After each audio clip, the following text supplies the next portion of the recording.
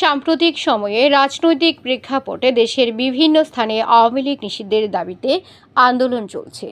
এই ধারাবাহিকতায় মৌলভীবাজার জেলার কমলগঞ্জ উপজেলায় বৈষম্য বিরোধী ছাত্র আন্দোলন এর ব্যানারে এক অবস্থান কর্মসূচি পালিত হয়েছে। শুক্রবার বিকেলে কমলগঞ্জ উপজেলা চত্বরে অনুষ্ঠিত এই কর্মসূচিতে বক্তারা আওয়ামী লীগকে নিষিদ্ধ ঘোষণা ও সাবেক রাষ্ট্রপতি আব্দুল হামিদের দেশ ত্যাগে যাদের সংশ্লিষ্টতা রয়েছে তাদের বিরুদ্ধে আইনানুগ ব্যবস্থা গ্রহণের দাবি জানান। আন্দোলনের নেতৃত্বে ছিলেন বৈষম্য বিরোধী ছাত্র আন্দোলনের জেলা প্রতিনিধি মোহাম্মদ ইমাজউদ্দিন।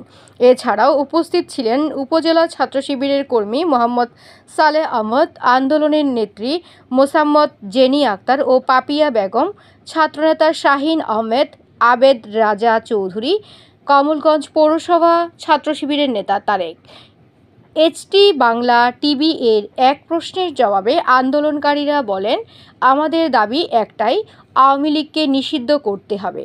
যতদিন না এই দাবি বাস্তবায়ন হচ্ছে আমরা রাজপথেই থাকব। কর্মসূচি চলাকালে আন্দোলনকারীরা নানা স্লোগানে মুখরিত ছিলেন। দাবি আদায় না হওয়া পর্যন্ত তারা ধারাবাহিক কর্মসূচি চালিয়ে যাবেন। আসসালামু আলাইকুম।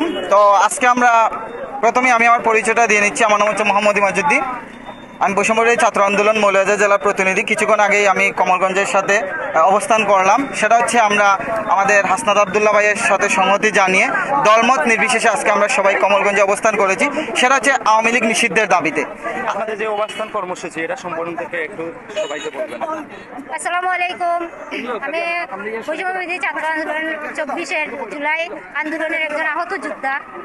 আমরা এখানে অবস্থান কর্মসূচি করতেছি আমাদের হাসনাত আবদুল্লাহ ভাইয়ের সাথে সম্পৃক্ত সহমত জানিয়ে আমরা আজকের এই কর্মসূচি এখানে করতেছি। আমাদের একটাই দাবি, আমরা আওয়ামী লীগ নিষিদ্ধ চাই। আওয়ামী লীগ যদি দেশে আবার পুনর্বাসন করে তাহলে এদেশের মানুষ শান্তিতে, মানে 17 বছর, এর আগে 17 বছর, জুলাইয়ের আগে 17 বছর অশান্তিতে ছিল। আর আমরা চাই না এদেশের সাধারণ জনগণ, সাধারণ মানুষগুলো যাতে আরো শান্তিতে না থাকে। সাবেক রাষ্ট্রপতি আব্দুল হামিদ দেশ যে ত্যাগ করছেন এটা সম্পর্কে আপনি বিস্তারিত বলবেন।